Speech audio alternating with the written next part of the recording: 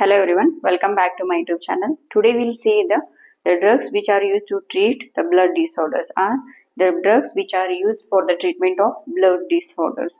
So these drugs are also called as hematological or the hematopoietic medications are the hematopoietic drugs. So now we'll see the examples for these hematopoietic medications. Those are erythropoietin. Erythropoietin is also called as an EPO. Okay, the short form of this erythropoietin is EPO. And iron supplements.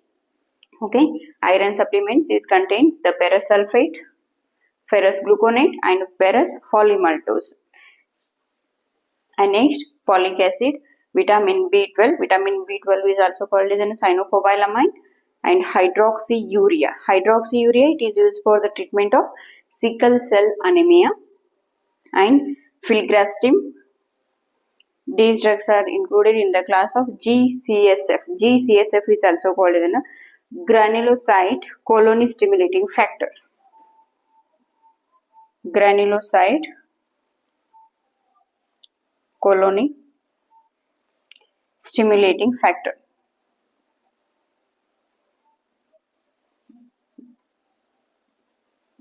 Okay, these drugs are going to stimulate the granulocyte. Once they stimulate the granulocyte, there is a production of red blood cells. Means these drugs are going to affect on the bone marrow.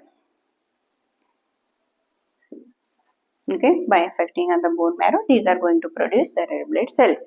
And next, sargramostim. So this is also called as a GM-CSF. GM-CSF is nothing but granulocyte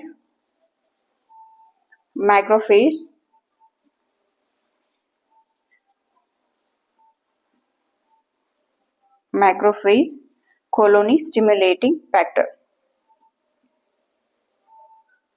Colony stimulating factor means these GM-CSF, these are going to produce the WBC cells. Especially these are going to produce the macrophages, granulocyte cells, and that become a platelet. Okay, these drugs in them. Once you administer the sargramostim or then a GM-CSF, these drugs are going to produce the WBC, or especially in the macrophages. Okay, macrophages the blood cells are then produce by, and also these are going to produce the granulocytes and in a cell that become a platelet. Okay, platelet agi produce aguanta cells anna produce ಮಾಡುವುದು ಯಾವುದು GM-CSF. And next we'll see the erythropoietin and romiflostin. Okay, these are the medications which are used for the hematopoietic disorders or in blood disorders. Next we'll see the in detail explanation regarding these medications.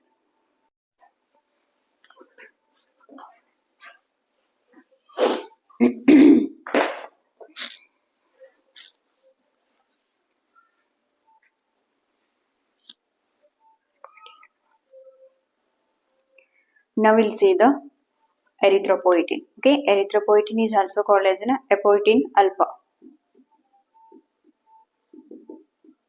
Apoietin alpha.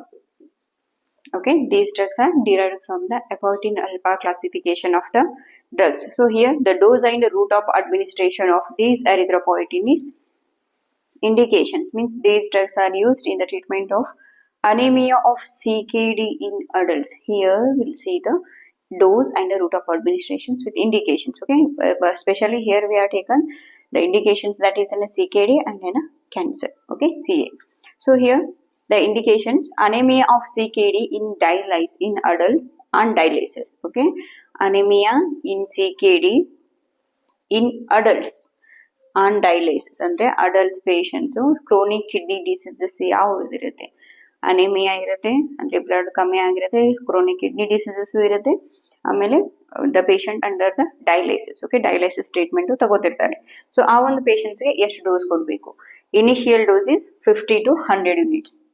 50 to 100 units per kg body weight. ಅಂದ್ರೆ initial dose ನ ನೀವೇನು administer ಮಾಡ್ತಾರೆ it should be 50 to 100 units per kg body weight. ಅಂದ್ರೆ individuals ಅಥವಾ patients body weight ಎಷ್ಟಿರುತ್ತೆ ಅದರ calculations ಮೇಲೆ you should administer the drugs. And the route of administration is IV or the subcutaneous. IV or the subcutaneous, and frequency of drug is 3 times per week. Andre weekly ಏನು ಮಾಡಬೇಕು 3 times ಈ drugs ನ either IV or either IV or the subcutaneous you should administer. And next, anemia of CKD in adults not on a dialysis. ಇಲ್ಲಿ ಏನಾಗುತ್ತೆ on dialysis ಅಂದ್ರೆ patient under the dialysis treatment. ಇಲ್ಲಿ adults not on a dialysis ಅಂದ್ರೆ dialysis treatment ತಗೋತಿರಲ್ಲ, but patients under the condition of chronic kidney diseases. CKD is nothing but a chronic kidney disease.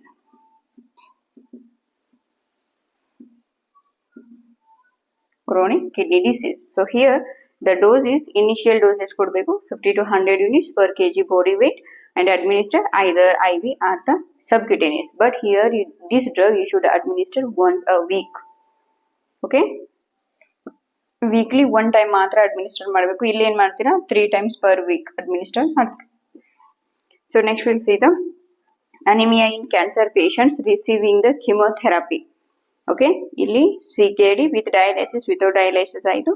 Anaemia in cancer patients receiving the chemotherapy ಅಂದರೆ cancer patients ಯಾರು chemotherapy treatment ತಗೋತಿರ್ತಾರೆ ಆ ಒಂದು ಪೇಷಂಟ್ಸ್ಗೆ ಎಷ್ಟು dose ಕೊಡಬೇಕು ಅಥವಾ ಎಷ್ಟು ಫ್ರೀಕ್ವೆನ್ಸಿಯಲ್ಲಿ ಕೊಡಬೇಕು. So here the initial dose is 150 units per kg body weight and administer either IV or the subcutaneous 3 times per week.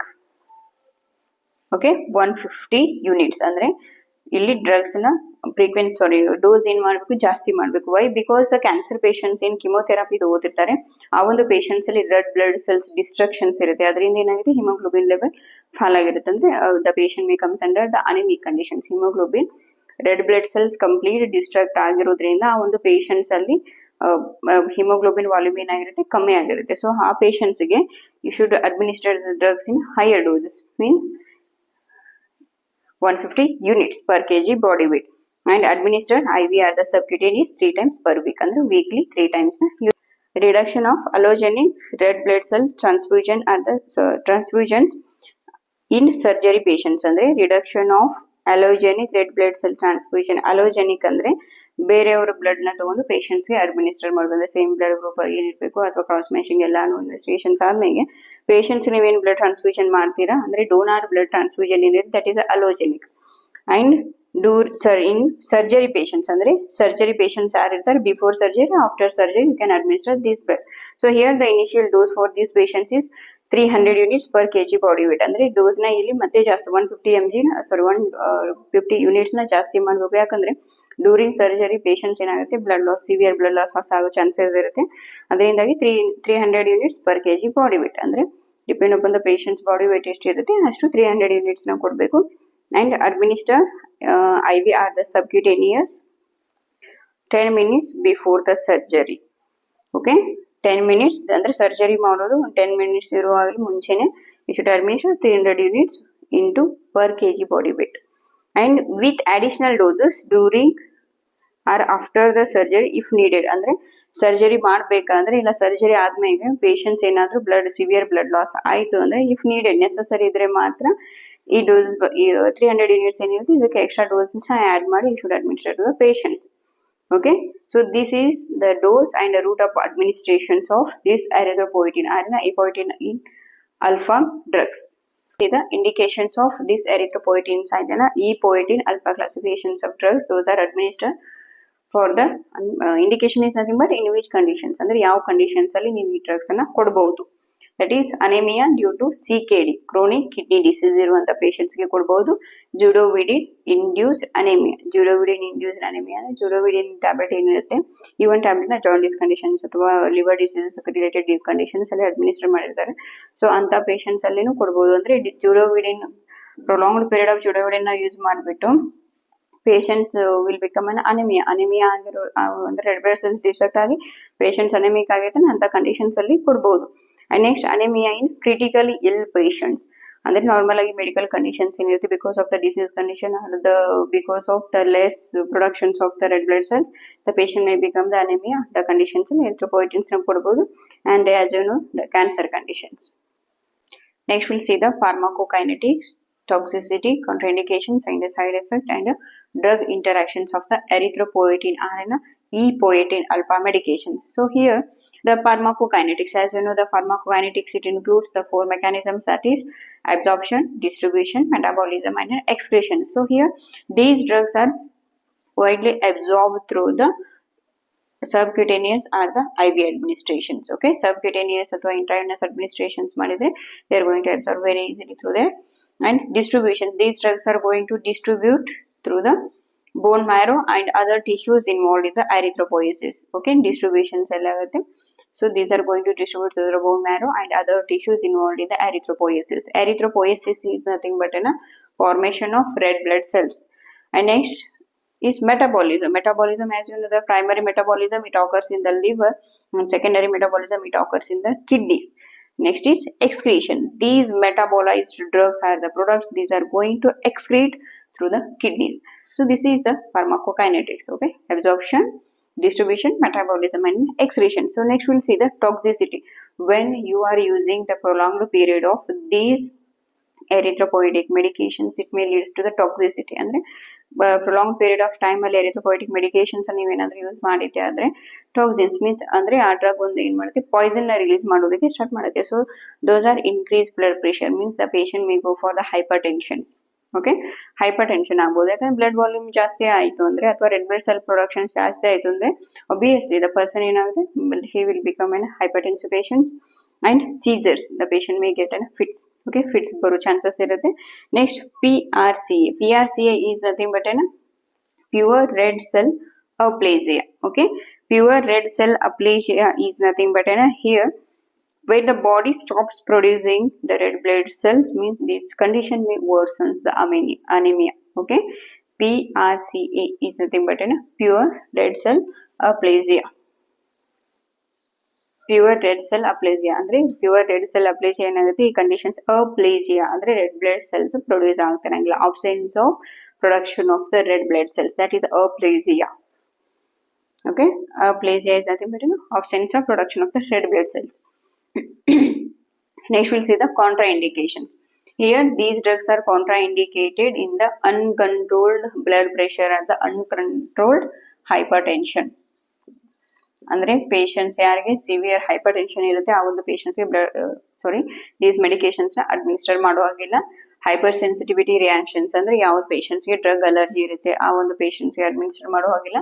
Pure red cell aplasia is nothing but an absence of the red blood cell production, it may leads to the severe anaemia. ಅಂದ್ರೆ aplasia ಅಂದ್ರೆ ಇಲ್ಲಿ red blood cells produce ಆಗೋದೇ ಇಲ್ಲ. So ಆ ಪೇಷಂಟ್ಸ್ಗೆ ನೀವು ಎಷ್ಟು erythropoietic medications ಕೊಟ್ಟರು ದೇರ್ ಇಸ್ ನೋ ಯೂಸ್. ಯಾಕಂದ್ರೆ ರೆಡ್ ಬ್ಲಡ್ ಸೆಲ್ ಪ್ರೊಡ್ಯೂಸ್ ಆಗಲಿ ಅಂತ ಎರಿಥ್ರೋಪೊಯಿಟಿನ್ ನಾವು ಕೊಡೋದು.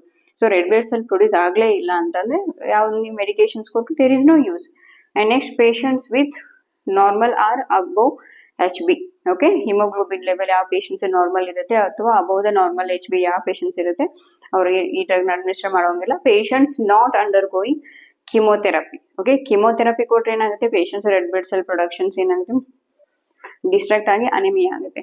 ಸೊ ಪೇಷಂಟ್ಸ್ ಯಾವ್ದು ಕಿಮೋಥೆರಪಿ ತಗೋತಿರಲ್ಲ ಆ ಪೇಷಂಟ್ಸ್ಗೆ ಡ್ರಗ್ಸ್ ನ ಅಡ್ಮಿನಿಸ್ಟರ್ ಮಾಡಬಾರ್ದು. And myelosuppressive chemotherapy. Myelosuppressive chemotherapy ಅಂದ್ರೆ ಈ ಒಂದು ಪೇಷಂಟ್ಸ್ ಅಲ್ಲಿ ಏನಾಗುತ್ತೆ this is the main side effect of chemotherapy.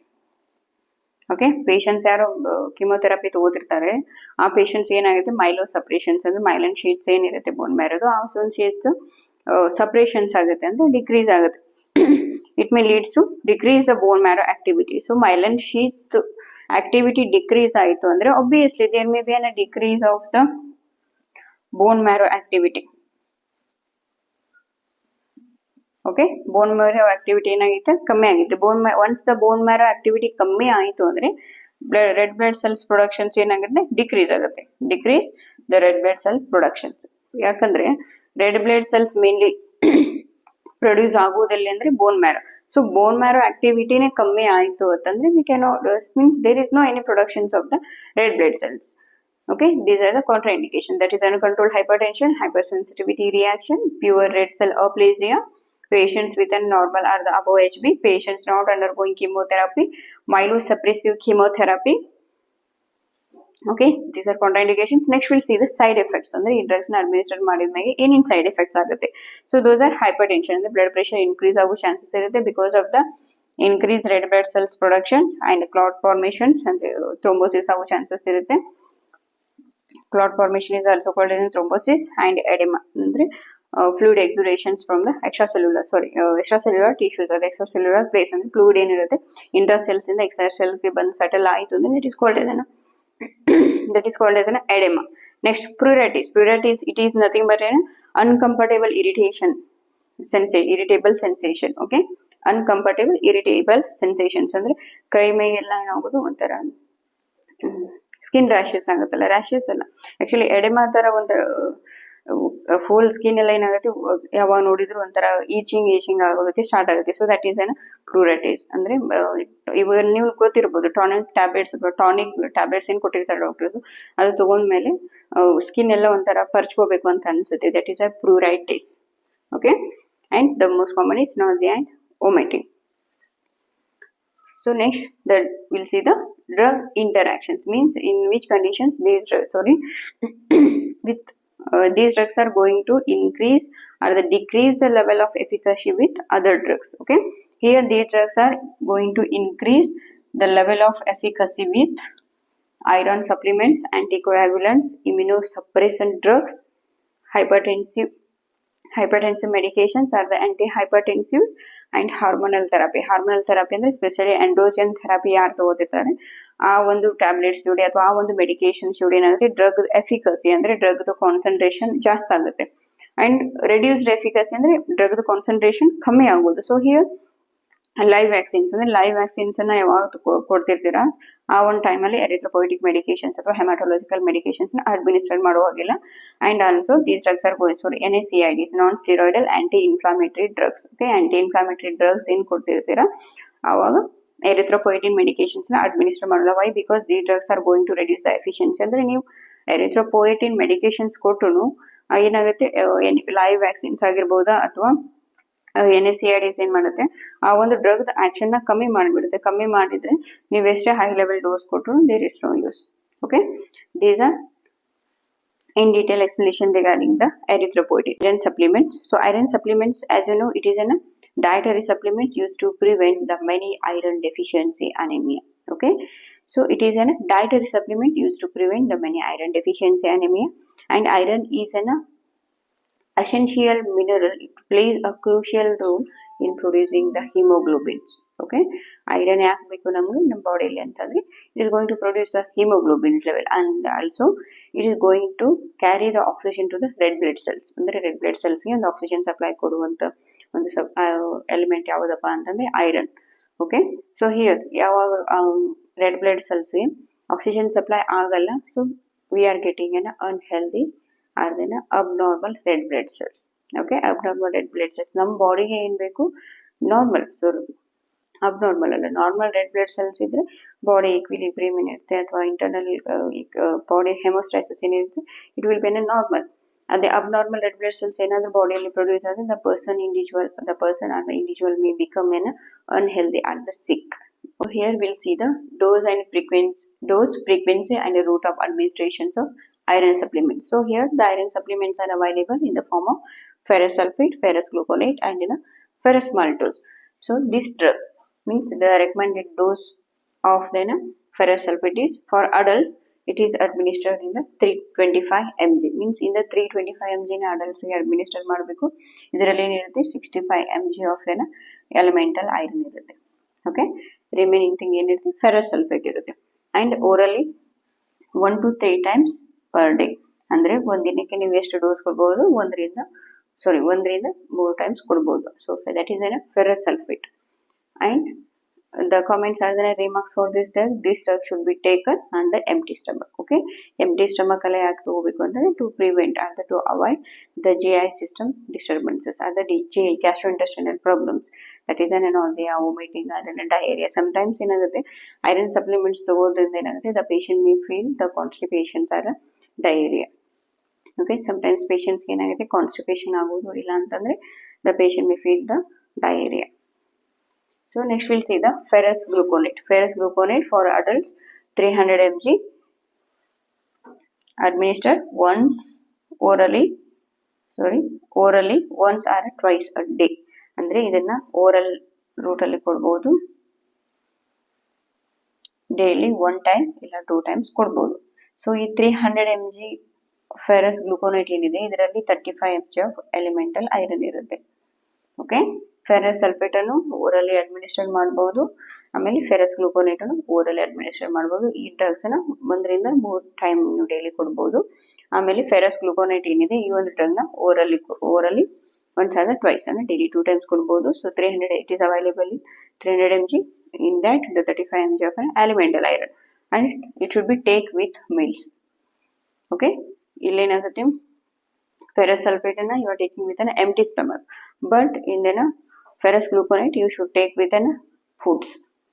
Okay, so next we'll see the ferrous polymaltose. So polymaltose is nothing but these ferrous medications that are in supplements are made up of with the poly and the more than 2 or the 3 maltose derivatives. So here this ferrous polymaltose is for adult doses 100 to 200 mg. In that 100 to 200 mg there is an 12 to 24 mg of an elemental iron. Okay, ferrous polymaltose adults ಗೆ ನೀವು 100 to 200 mg drug ನ ಕೊಡ್ತೀರಾ, ಅದರಲ್ಲಿ 12 ರಿಂದ 24 mg elemental iron ಇರುತ್ತೆ. and ಇದನ್ನ ಏನ್ ಮಾಡಬೇಕು, ಓರಲಿ ಒನ್ಸ್ ಡೈಲಿ ಕೊಡಬೇಕು. ಅಂದ್ರೆ ಡೈಲಿ 1 ಟೈಮ್ ಮಾತ್ರ ಈ ಡ್ರಗ್ ನ ಅಡ್ಮಿನಿಸ್ಟರ್ ಮಾಡಬೇಕು. ಓಡಿ this is once in a day, this is OD or in a BD. Okay, once in a day or 2 times in a day, and this is 3 times in a day, TID. Okay, so here the ferrous polymaltose it is taken without food. So ferrous sulfate you are taking with an empty stomach, and the ferrous gluconate you are taking with an meals, and ferrous polymaltose you should take without food. Okay, this is the dose, frequency and the route of administrations of an iron supplement. Next we'll see the indications, means ಯಾವ conditions ಅಲ್ಲಿ iron supplements ಅನ್ನ ಕೊಡಬೇಕು. So here anemia ಅಂದ್ರೆ ಯಾರಲ್ಲಿ HB ಕಮ್ಮಿ ಇರುತ್ತೆ ಅಥವಾ hemoglobin level ಕಮ್ಮಿ ಇರುತ್ತೆ ಆ ಒಂದು patients ಗೆ ಅಡ್ಮಿನಿಸ್ಟರ್ ಮಾಡಬಹುದು. Otherwise you are going to treat by iron supplementing, by giving the iron supplement in many anemic conditions. Okay, and next boost the immunity and reduce the fatigue, supports the muscle functions and improve the concentrations. Obviously individuals ಏನಾದ್ರು anaemia ಆಯಿತು ಅಥವಾ HB ಕಮ್ಮಿ ಆಯಿತು ಅಂತಂದ್ರೆ ಏನಾಗುತ್ತೆ, ಇಮ್ಯುನಿಟಿನೂ ಕಮ್ಮಿ ಆಗುತ್ತೆ, ಫಟಿಗ್ ಅಂದ್ರೆ he may feel the extreme tiredness ಅನ್ಸುತ್ತೆ, ಎಕ್ಸ್ಟ್ರೀಮ್ ಟೈರ್ಡ್ನೆಸ್ ಇರುತ್ತೆ, ಮಸಲ್ ಫಂಕ್ಷನ್ಸ್ ಪ್ರಾಪರ್ ಆಗಿರೋಲ್ಲ, ಅಂಡ್ ಕಾನ್ಸಂಟ್ರೇಷನ್ಸು ಕಮ್ಮಿ ಇರುತ್ತೆ. ಸೊ ಈ ಒಂದು ಎಲ್ಲ ಡಿಸಬಿಲಿಟೀಸ್ನ ಅಥವಾ ಡಿಸೀಸಸ್ನ ಟ್ರೀಟ್ ಮಾಡೋದಕ್ಕೋಸ್ಕರ V should administer the iron supplements. Okay, so these are used for the treatment of these are used in the conditions of anemia. It also helps for the boost the immunity, reduce the fatigue, supports the muscle functions and improve the concentrations. Okay, next we'll see the side effects. Side effects of these iron supplements are digestive disorders. Okay, ಯಾವುದು drug ನ empty stomach ಅಲ್ಲಿ ತಗೋಬೇಕು, ಯಾವ drug ನ with food or without food ನ ತಗೋಬೇಕು ಅಂತ ನಿಮಗೆ ಗೊತ್ತಿದ್ರೆ, so you are going to prevent these GI disorders are the digestive disorders. Those are nausea and vomiting,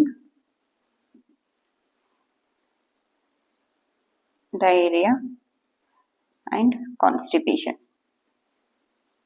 Okay, even ಒಂದು ಡೈಜೆಸ್ಟಿವ್ ಡಿಸಾರ್ಡರ್ಸ್ ನ ಅವಾಯ್ಡ್, ಸೊ ಡೈಜೆಸ್ಟಿವ್ ಡಿಸಾರ್ಡರ್ಸ್ ನ avoid ಮಾಡ್ಬೋದು. ಯಾವ ರೀತಿ ತಗೋಬೇಕು ಅಂತ ಗೊತ್ತಿದ್ರಿ. ಸೊ ನೀವೇನಾದ್ರೂ ಅವು ಯಾವ ರೀತಿ ವಿತೌಟ್ ಫುಡ್ ತಗೋಬೇಕು ಅಂತ ನಿಮ್ಗೆ ಗೊತ್ತಿರ್ಲಿಲ್ಲ ಅಂದ್ರೆ the individual may led to the digestive disorders. Okay, the side effects are digestive disorders, teeth staining ಅಂದ್ರೆ ಈ ಒಂದು ಟ್ಯಾಬ್ಲೆಟ್ಸ್ ತಗೊಂಡ್ಮೇಲೆ ಏನಾಗುತ್ತೆ, ಅಲ್ಲೆಲ್ಲ ಆ ಟ್ಯಾಬ್ಲೆಟ್ಸ್ ಯಾವ ತರ ಇರುತ್ತೆ ಅದೇ ಕಲರ್ ಬಂದ್ಬಿಡುತ್ತೆ. teeth staining ಅಂತ ಹೇಳ್ತಾರೆ, means that teeths are going to stain with a color. Iron supplements ಯಾವ ಕಲರ್ ಇರುತ್ತೆ ಆ ಕಲರ್ teeths ಎಲ್ಲ ಕಾಣಿಸುತ್ತೆ. ಆಮೇಲೆ hives swelling or wheezing. Okay, hives swelling or wheezing. hives ಅಂತಂದ್ರೆ it's an skin related diseases, and sometimes the patient may feel an irritations or the burning of the skin. Okay, hives and the swelling and the face and swelling agbodu because of an allergic reaction. Sometimes ella patients go iron supplements ಏನಾಗುತ್ತೆ adjust ಆಗಲ್ಲ ಬಾಡಿಗೆ. So ಆ ಒಂದು conditions ಅಲ್ಲಿ ಏನಾಗುತ್ತೆ, ಇವಾಗ ಒಂದು ಏಜ್ಗೆ ಎಷ್ಟು ಕೊಡಬೇಕು ಅದಕ್ಕಿಂತ ಡೋಸ್ ಏನಾದರೂ ನೀವು ಜಾಸ್ತಿ ಕೊಟ್ಟರೆ ಏನಾಗುತ್ತೆ, the individual may feel the allergic reactions ಆಯಿತು ಅಂದ್ರೆ he may go for the hives, swelling or wheezing. Okay, wheezing is nothing but a breathing difficulty. And hemochromatosis. So here the hemochromatosis is nothing but Okay, when you are administering the 2 months of iron supplements, okay, ಅಂದ್ರೆ ಇವಾಗ patients ಏನಾದ್ರು 1 month iron supplements ತಗೋದಿದ್ರೆ ಆ ಒಂದು patients ಏನಾದ್ರು ಒಂದು 2-3 years ವರೆಗೂ iron supplements ಹಂಗೆ ತಗೋತಾ ಹೋದ್ರೆ ಏನಾಗುತ್ತೆ, here there may be too much overload of the iron. Okay, iron ಏನಾಗುತ್ತೆ ಬಾಡಿಲಿ ಡೆಪಾಸಿಟ್ ಆಗೋಕೆ ಸ್ಟಾರ್ಟ್ ಆಗುತ್ತೆ. ಓವರ್ಲೋಡ್ ಆಯಿತು ಅಂದ್ರೆ it may causes the haemochromatosis. Okay, and also it helps, the major side effect is organ damage. It is going to affect on the organs, and especially those organs are kidney, heart, and pancreas. So even the organs are damaged over the chances. Next we'll see the folic acid. It is also called as folate or levocaverin. Folate and levocaverin and vitamin B9. Okay, so here the functions of this folate or the folic acid is it helps for the DNA synthesis and cell division, and also helps for the hemoglobin or the heme formations. So here the mechanism of action of this folic acid is it is essential for the cell division, including the division of the precursor cells. Okay, division of precursor cells ಅಂದ್ರೆ precursor cells ಏನಿರುತ್ತೆ ಅದನ್ನ division ಮಾಡೋದಕ್ಕೂ folic acid ಬೇಕು. So this division of the precursor cell is called as erythroblast. So it leads to, this mechanism or the division of the precursor cells, it occurs in a bone marrow. Once it affects on the bone marrow, there is a production of the red blood cells. So next we'll see the dose and the route of administration of this folic acid. So it is available in the form of tablet as well as the injection form. So tablet, it contains 0.4, 0.8 and 1 mg. Okay, tablet form ಅಲ್ಲಿ ಸಿಗುವಂತದ್ದು ಎಷ್ಟು mg ಅಲ್ಲಿ ಇರುತ್ತೆ ಅಂದ್ರೆ 0.1, 0.4, 0.8 and 1 mg. and injection form ಅಲ್ಲಿ ಇರೋದು 1 mg per ml. ಅಂದ್ರೆ 1 ml ಏನಿರುತ್ತೆ ಅದರಲ್ಲಿ 5 mg folic acid ಇರುತ್ತೆ. So here we'll see the drug administrations for the adults. Okay, adults, the therapeutic dose for the adults is 1 mg per day and the maintenance dose is 0.4 mg per day. Therapeutic dose ಅಂದ್ರೆ severe folic acid deficiency ಏನಾದರೂ ಆಗಿತ್ತು ಅಂದ್ರೆ ಆ ಒಂದು patients treatment purpose ನೀವು ಎಷ್ಟು dose ಕೊಡಬಹುದು, 1 mg per day ಅಂದ್ರೆ ಒಂದು ದಿನಕ್ಕೆ 1 mg ನ ಕೊಡಬಹುದು. ಮೇಂಟೆನೆನ್ಸ್ ಡೋಸ್ ಅಂದ್ರೆ ಸಿವಿಯರ್ ಫಾಲಿಕ್ ಆಸಿಡ್ ಡೆಫಿಷಿಯನ್ಸಿ ಏನು ಇಲ್ಲ, ಮೈಲ್ಡ್ ಅಥವಾ ಮಾಡರೇಟ್ ಇರಬಹುದು, ಆ ಒಂದು ಕಂಡೀಷನ್ಸ್ ಅಲ್ಲಿ ಮೇಂಟೆನೆನ್ಸ್ ಡೋಸ್ ಆಗಿ 0.4 mg per day ಅಡಲ್ಟ್ಸ್ಗೆ ಕೊಡಬಹುದು. Next pregnancy and lactation. Pregnancy and lactation 0.8 mg per day, 0.8 mg ಇಲ್ಲ ಅಂತಂದ್ರೆ 400 mcg ಅಂತ ಕರೀತಾರೆ. 400 mcg per day. So pregnant and lactating ಮದರ್ಸ್ಗೆ ಕೊಡ್ಬೋದು. ಆಮೇಲೆ childrens, for the childrens infants ಯಾರಿರ್ತಾರೆ ಅಂದ್ರೆ 1 year ವರೆಗೂ ಚಿಲ್ಡ್ರನ್ಸ್ ಯಾರಿರ್ತಾರೆ ಅವ್ರಿಗೆ 0.1 mg per day ಕೊಡ್ಬೋದು. ಬಿಲೋ 4 years ಇರೋರಿಗೆ 0.3 mg per day and above 4 years ಇರೋರಿಗೆ 0.4 mg per day. and the route of administration IV, IM, oral or the subcutaneous route ಅಲ್ಲಿ folic acid ನ ಅಡ್ಮಿನಿಸ್ಟರ್ ಮಾಡಬಹುದು. So next we will see the indications. Okay, mainly it is used for the pregnant mother. Okay, it is very important to administer the folic acid during pregnancy. ಯಾಕಂದ್ರೆ ಇವಾಗ pregnant ಮದರ್ಗೆ ನೀವು drug ನ administer ಮಾಡಿದ್ರಿ ಅಂದ್ರೆ here the foetal development is also going to occur. Foetal development ಆಗುತ್ತೆ. Foetal development correct ಆಗಿ ಆಯಿತು ಅಂದ್ರೆ here we are going to prevent the neural tube defects. Okay, neural tube defects ಅಂದ್ರೆ prevention of neural tube defects. ಅಂದ್ರೆ pregnant ಮದರ್ಗೆ ನೀವು folic acid tablet ಅನ್ನ correct ಆಗಿ ಕೊಟ್ಟಿದ್ದೆ ಆದ್ರೆ you are going to prevent the neural tube defects. ಅಂದ್ರೆ as per the regimen ಯಾವ ತರ ಇದೆ, ಬಿಫೋರ್ ಕ್ಯಾರಿಂಗ್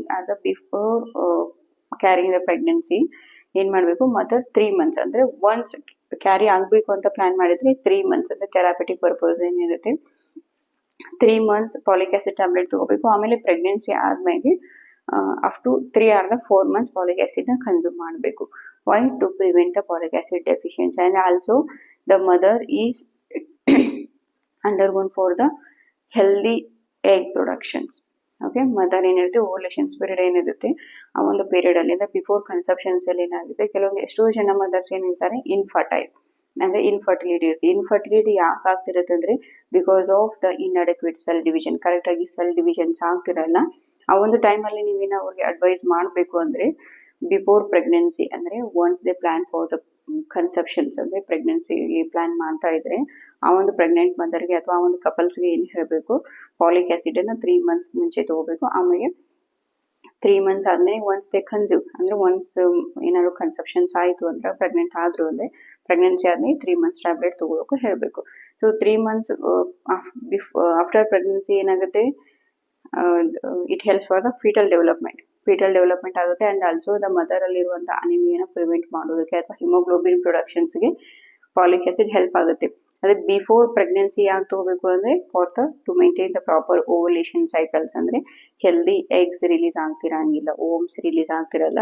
ಆ ಒಂದು ಕಂಡೀಷನ್ಸಲ್ಲಿ ಮದರ್ ಯಾರಿರ್ತಾರೆ ಅಥವಾ ಏನು ಎಲಿಜಿಬಲ್ ಕಪಲ್ಸ್ ಅಂತ ಕರೀತಾರೆ, ಆ ಒಂದು ಮದರ್ಸ್ಗೆ ಏನು ಹೇಳಬೇಕು, folic acid should be mandatory before and after the pregnancy ಅಂತ ಅಡ್ವೈಸ್ ಮಾಡಬೇಕು. So here these drugs also used for the prevention of the NTDs, that is also called neural tube defect. ಅಂದರೆ neural tube defect ನೋಡಿರ್ಬೋದು. ಎಷ್ಟೋ ಜನ ಹಳ್ಳಿಯಲ್ಲೆಲ್ಲ ಏನು ಮಾಡಿರ್ತಾರೆ, folic ಆ್ಯಸಿಡ್ನ ಯಾವಾಗ ತೊಗೋಬೇಕು, ಯಾವ ಟೈಮಲ್ಲಿ ತೊಗೋಬೇಕು ಅಂತ ಏನು ಅಡೆಕ್ವೇಟ್ ನಾಲೆಜ್ ಇರಲ್ಲ. ಸೊ ಅವಾಗ ಏನು ಮಾಡ್ತಾರೆ, ಒಂದು 3-4 months ಕನ್ಸೀವ್ ಆದ್ರೂ they are not confirm regarding dum pregnancy confirm ಮಾಡಿರಲ್ಲ. ಅವಾಗ ಏನಾಗುತ್ತೆ, ಬೇಬಿಗೆ ನ್ಯೂರಲ್ ಟ್ಯೂಬ್ ಡಿಫೆಕ್ಟ್ ಆಗುತ್ತೆ. ಯಾಕಂದರೆ ಬೋನ್ ಮ್ಯಾರೋಗೆ ಬೇಕಾಗುವಂಥ ಅಡೆಕ್ವೇಟ್ ಫಾಲಿಕ್ ಆ್ಯಸಿಡ್ ಸಪ್ಲೈ ಇರಲ್ಲ. ಫಾಲಿಕ್ ಆ್ಯಸಿಡ್ ಸಪ್ಲೈ ಆಗಲಿಲ್ಲ ಅಂದರೆ ರೆಡ್ ಬ್ಲಡ್ ಸೆಲ್ ಪ್ರೊಡಕ್ಷನ್ ಆಗಲ್ಲ. ಸೊ ಅವಾಗ ಏನಾಗುತ್ತೆ, ನ್ಯೂರಲ್ ಟ್ಯೂಬ್ ಡಿಫೆಕ್ಟ್ಸ್ ಅಂತಂದರೆ ಸ್ಪೈನಾ ಬೈಪಿಡ ಅನ್ನೋ ಕೇಸಸ್ನ ನೋಡಿರ್ಬೋದು. ಅಂದರೆ ಬೆನ್ನಲ್ಲಿ ಒಂಥರ ಗಂಟು ಥರ ಆಗಿದೆ ಅಂತ ಏನು ಪೇಷಂಟ್ಸ್ ಆಫ್ಟರ್ ಡೆಲಿವರಿಗೆ ಗೊತ್ತಾಗುತ್ತೆ, ಸ್ಪೈನಾ ಬೈಪಿಡ ಕೇಸಸ್ ಆಗಿರ್ಬೋದು. So these are the neural tube defects. And the cleft lip and cleft palette ಅಂತ ಕರೀತಾರೆ. ಕ್ಲೆಫ್ಟ್ ಲಿಪ್ ಅಂದರೆ ಮಗುವಿನ ಲಿಪ್ಸ್ ಎಲ್ಲ ಏನಿರುತ್ತೆ ಕಟ್ ಆದ ಹಾಗೆ ಕಾಣಿಸುತ್ತೆ. Okay, to prevent these all conditions we should administer the folic acid. And next, this is mainly used for the folic acid deficiency, megaloblastic anemia, and cardiovascular health, and supporting the mental health support ಮಾಡುತ್ತೆ, cardiovascular health support ಮಾಡುತ್ತೆ. So here the side effects of this folic acid is usually nausea and vomiting, allergic reactions, bloating and gas. and sometimes ಏನಾಗುತ್ತೆ, patients ಅಬ್ಡೋಮಿನ್ batting ಅಂದರೆ ಹೊಟ್ಟೆ ತುಂಬಿದಾಗ ಅನಿಸಿದೆ ಅಥವಾ gas collect ಆದಂಗೆ feel ಆಗ್ತಿದೆ ಅಂತ ಏನು ಹೇಳ್ತಾರೆ, it is bloating and gas, skin reactions, and sometimes the patient may feel the sleep disturbances. Okay, these are the common side effects. And drug interactions. Okay, ಯಾವ drugs folic acid level ಅನ್ನು increase ಮಾಡುತ್ತೆ. Here the anti-epileptics, methotrexate and sulfasalazine. Example for this anti-epileptic is ಫಿನೋಟೈನ್ ಅಥವಾ ಎಫ್ಟಾಯಿನ್ ಅಂತ ಏನು tablet ಕೊಡ್ತೀರಾ fits ಬರುವಂಥ ಪೇಷಂಟ್ಸ್ಗೆ, ಆ ಒಂದು ಡ್ರಗ್ಸ್ ಏನು ಮಾಡುತ್ತೆ, ಆಂಟಿ ಎಪಿಲೆಪ್ಟಿಕ್ಸ್ ಆಗಿರ್ಬೋದು, ಮಿಥೋಟ್ರೆಕ್ಸೇಟ್ ಆಗಿರ್ಬೋದು, ಸಲ್ಫಾಸಲೈಸಿನ್, ಇವೆಲ್ಲ ಡ್ರಗ್ಸ್ ಏನು ಮಾಡುತ್ತೆ, ಡ್ರಗ್ ಆ್ಯಕ್ಷನ್ನ ಇನ್ಕ್ರೀಸ್ ಮಾಡುತ್ತೆ. ಇನ್ಕ್ರೀಸ್ ಆಯಿತು ಅಂದರೆ the individual may go for the major adverse effect. Okay, ಡ್ರಗ್ದ ಎಫಿಕಸಿ ಏನಾಗುತ್ತೆ, ಇಲ್ಲಿ ಇನ್ಕ್ರೀಸ್ ಆಯಿತು ಅಂದರೆ he may go for the adverse effect. Next we'll see regarding the vitamin B12 or cyanocobalamin. Okay, here the vitamin B12, this drug is used for the, so indications of this vitamin B12 is vitamin B12 deficiency. ಅಂದರೆ vitamin B12 ಅಥವಾ cyanocobalamin deficiency ಯಾರಿಗಿರುತ್ತೆ ಅವರಿಗೆ administer ಮಾಡಬೇಕು. Next mall ಅಬ್ಸಾರ್ಪ್ಷನ್ಸ್ ಅಂದರೆ improper ಡೈಜೆಷನ್ಸ್. ಕೆಲವೊಂದು ಸರಿ ಏನಾಗ್ತಿರುತ್ತೆ, ನೀವು ಎಷ್ಟೇ ಊಟ ಮಾಡಿದ್ರು ಕರೆಕ್ಟಾಗಿ ಡೈಜೆಸ್ಟ್ ಆಗಿ ಬಾಡಿಗೆ ಎನರ್ಜಿ ಅಥವಾ ಬೇಕಾಗುವಂಥ ಅಡೆಕ್ವೇಟ್ ನ್ಯೂಟ್ರಿಷನ್ ಸಿಗ್ತೇ ಇರಲ್ಲ. ಸೊ ಆ ಕಂಡೀಷನ್ಸಲ್ಲಿ ಸೈನೋಕೊಬೈಲಮೈನ್ನ ಯೂಸ್ ಮಾಡಬೇಕು. And also to treat the megaloblastic anemia and neurological complications and strict vegetarian diet. ಅಂದರೆ ಸ್ಟ್ರಿಕ್ಟ್ ಆಗಿ ವೆಜ್ ಮಾತ್ರ ಯಾರು ತಗೋತಿರ್ತಾರೆ ಅವ್ರಿಗೆ ಏನಾಗಿರುತ್ತೆ, ಸೈನೋಕೊಬೈಲಮೈನ್ ಅಥವಾ ವಿಟಮಿನ್ B12 ಡೆಫಿಷಿಯನ್ಸಿ ಇರುತ್ತೆ. ಅಂದರೆ means it is very rich in animal sources, meet ಆಗಿರ್ಬೋದು, ಮೀಟ್ ಪ್ರಾಡಕ್ಟ್ಸನ್ನ ಯಾರು ತಿಂತಿರಲ್ಲ ಅವರಲ್ಲಿ ಏನಾಗಿರುತ್ತೆ, ಸೈನೋಕೊಬೈಲಮೈನ್ ಡೆಫಿಷಿಯನ್ಸಿ ಆಗಿರುತ್ತೆ. ಸೊ ಅಂಥ ಪೇಷಂಟ್ಸ್ಗೆ ಏನು ಮಾಡಬೇಕು, you should administer the cyanocobalamin in the form of injections ಅಥವಾ tablet forms. So next we'll say the dose and route of administrations. It is administered according to the age group. We'll say the dose and route of administration. For adults, it is administered 2.4 mcg per day. mcg is micrograms. ಅಂದ್ರೆ ಒಂದಿನಕ್ಕೆ ಎಷ್ಟು ಕೊಡಬಹುದು, 2.4 mcg per day for the adults. And for early adults 2.4 to 100 mcg per day. And breastfeeding or the lactating mother ಯಾರು ಇರ್ತಾರೆ ಅವರಿಗೆ 2.8 mcg per day. Patients with cyanocobalamin deficiency, ಆ ಒಂದು ಪೇಷಂಟ್ಸ್ಗೆ 100 to 1000 mcg per day ಕೊಡ್ಬೋದು. and this in case ನೀವೇನಾದ್ರೂ IM ಕೊಡ್ತಿದ್ರಿ ಆ drugs ಅನ್ನ you should administer 1000 mcg weekly ಅಂದ್ರೆ ಒಂದು ವಾರಕ್ಕೆ ಏನ್ ಮಾಡಬೇಕು 1000 mcg ನ ಕೊಡಬೇಕು. So these all forms are present in the oral medications. Okay, ಇವನ್ನೆಲ್ಲ oral ಕೊಡಬೇಕು. IM means it is available in the form of tablet and in injection form. Next we'll see the side effects of this cyanocobalamin is, as you know, the nausea and vomiting and allergic reaction. There is no any major side effect of cyanocobalamin.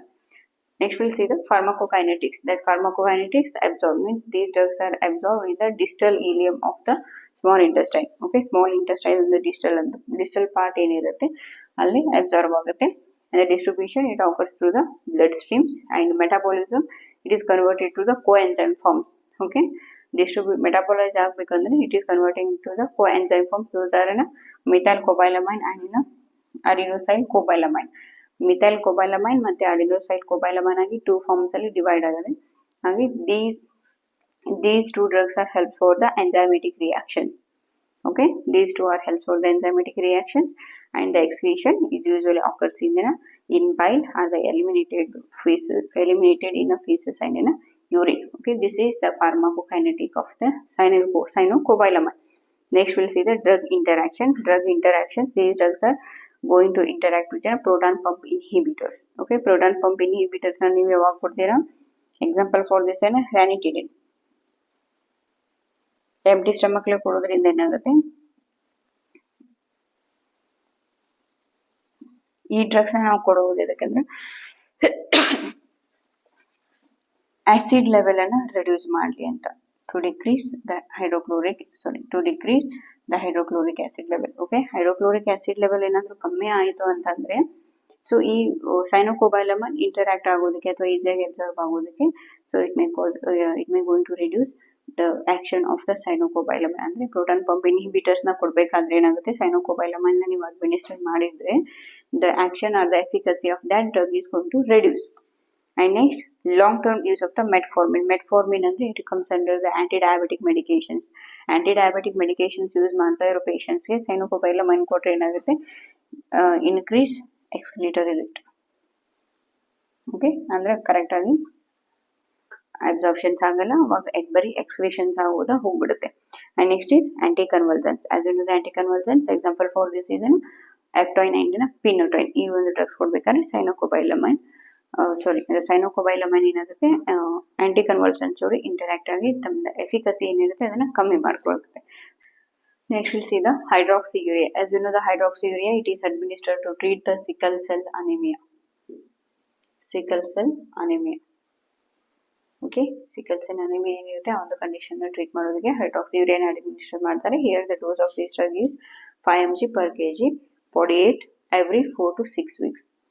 Okay, ಪ್ರತಿ ಒಂದು 4 ರಿಂದ 6 ವಾರಕ್ಕೆ ಏನಿರುತ್ತೆ 5 mg per kg body weight ಅಂದ್ರೆ individual ಒಂದು person body weight ಏನಿರುತ್ತೆ ಅದ್ರ ಜೋಡಿ ಇಂಟು 5 ಮಾಡಿಬಿಟ್ಟು ಎಷ್ಟಾಗುತ್ತೆ ಅಂದ್ರೆ 5 ಇಂಟು ಇಂಡಿವಿಜುವಲ್ಸ್ ಬಾಡಿ ವೇಟ್ ಮಾಡಿ ಡ್ರಗ್ ಏನು ರಿಸಲ್ಟ್ ಬರುತ್ತೆ ಅಷ್ಟು ಡ್ರಗ್ನ ನೀವು ಪೇಷಂಟ್ಸ್ಗೆ ಅಡ್ಮಿನಿಸ್ಟರ್ ಮಾಡಬೇಕು 4 to 6 ವೀಕ್ಸ್ಗೆ, ಅಂದರೆ 1 ತಿಂಗಳು ಅಥವಾ 1.5 ತಿಂಗಳಿಗೆ. Next filgrastim, these are derived from the granulocyte colony stimulating factor. Okay, filgrastim, these are derived from the granulocyte stimulating factors. So here these drugs are used to stimulate the WBC ಅಂದ್ರೆ white blood cells ಏನಿರುತ್ತೆ ಅದನ್ನ stimulate ಮಾಡೋದಕ್ಕೆ ಅಥವಾ increase ಮಾಡೋದಕ್ಕೆ ಫಿಲ್ಗ್ರಾಸ್ಟಿನ್ use ಮಾಡ್ತಾರೆ. and also the patients who are under the chemotherapy there is a suppression of the bone marrow. Once the bone marrow suppresses there is maybe a reduction of the WBC. Okay, patients ಯಾರು chemotherapy treatment ತಗೋತಿರ್ತಾರೆ ಅವರಲ್ಲಿ ಏನಾಗುತ್ತೆ bone marrow suppress ಆಗಿರುತ್ತೆ, bone marrow suppress ಆಗಿ WBC count ಏನಾಗುತ್ತೆ fall ಆಗಿರುತ್ತೆ ಅಥವಾ decrease ಆಗಿದೆ. ಆ ಒಂದು ಕಂಡೀಷನ್ಸ್ ಅಲ್ಲಿ ಫಿಲ್ಗ್ರಾಸ್ಟಿನ್ ನ ಯೂಸ್ ಮಾಡ್ಬೋದು. ನೆಕ್ಸ್ಟ್ ಡೋಸ್ ಅಂದ್ರೆ initial dose is administered 3 mcg per kg 2 times a day. ಅಂದ್ರೆ ಇನಿಷಿಯಲ್ ಸ್ಟಾರ್ಟಿಂಗ್ ಡೋಸ್ ಎಷ್ಟು ಕೊಡಬೇಕು 3 mcg 2 times. Okay, per day ಒಂದು ದಿನಕ್ಕೆ 3 mcg per kg body wait ಇರುತ್ತೆ 2 times per day with the subcutaneous route. And maintenance dose, initial dose ಕೊಟ್ಟಾಗೆ at least ಒಂದು disease conditions ಏನಿರುತ್ತೆ ಅಥವಾ WBC ಕೌಂಟ್ ಏನಿರುತ್ತೆ ಮೇಂಟೈನ್ ಆಗೋತಾ ಹೋದ್ರೆ ಏನು ಮಾಡಬೇಕು, you should slowly increase the doses. That is 6 mcg per kg OD per day. Okay, ಅಂದ್ರೆ ಇಲ್ಲಿ ಏನು ಮಾಡ್ತೀರಾ 3 mcg 2 times ಕೊಡ್ತೀರಾ depend upon the body weight.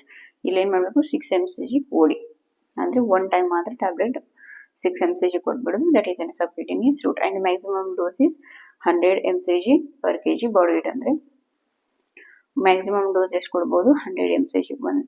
ಒಂದು ಇಂಡಿವಿಜುವಲ್ಸ್ ಡಿಸೀಸ್ ಕಂಡೀಷನ್ನ ಟ್ರೀಟ್ ಮಾಡಬೇಕು ಅಂತಂದರೆ ಮ್ಯಾಕ್ಸಿಮಮ್ ಆಗಿ 100 mcgನ ಒಂದು ದಿನಕ್ಕೆ ಎಷ್ಟು ಕೊಡಬೇಕು 100 mcg. So next will see the sargramustine. These are derived from the GM-CSF. Okay, GM is nothing but granulocyte macrophage colonic stimulating factor. Granulocyte macrophage colonic stimulating factor. Here the dose of this drug is 250 mcg into meter square per day. IV infused means this is available in the form of IV infusion means saline form. ಎಷ್ಟು ಕೊಡಬೇಕು over 2 hours ಅಂದರೆ 250 mcg per m square per day ಅಂದರೆ ಒಂದು ದಿನಕ್ಕೆ 2 hours ವರೆಗೂ ಈ ಡ್ರಗ್ಸ್ನ administer ಮಾಡಬೇಕು. Up to 14 days ವರೆಗೂ sargramustine ಕೊಡಬೇಕು. So these all drugs are used for the treatment of the stimulating the WBC count.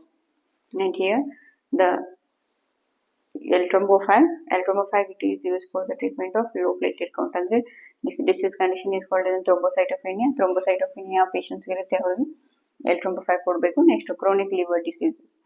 And next the dose of this drug is initially this drug should be administered 50 mg per day and maximum dose is 150 mg per day. Okay, this is administered through the oral route. And romiplostin is also used to treat the platelet count, decreased platelet count, that is in a thrombocytopenia. The dose is administered 10 mcg per kg subcutaneous at the single dose. Okay, these are in detail explanation regarding the hematopoietic medications. Hematopoietic medications, those are erythropoietin, iron supplements, folic acid, vitamin B12, hydroxyurea, and filgrastim, sargramustine, and eltrombopag, and romiplostin.